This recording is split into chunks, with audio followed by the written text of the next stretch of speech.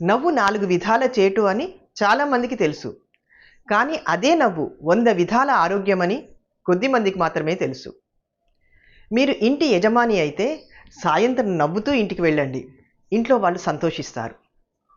ఇంటి ఇల్లాలు అయితే నవ్వుతూ ఇంటి పనులు చక్కదిద్దుకోండి. ఇంట్లో ఆహ్లాదకరమైన వాతావరణం ఏర్పడుతుంది.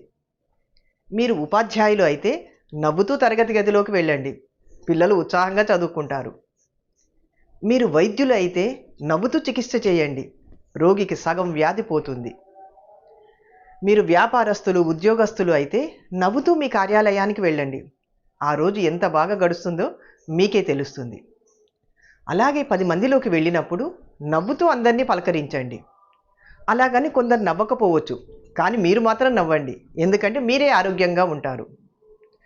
పశువులు నవ్వవు, మనుషులకు మాత్రమే నవ్వే అవకాశం ఉంది. నవ్వు ఒక భోగం, నవ్వడం ఒక యోగం, నవ్వకపోవడం ఒక రోగం.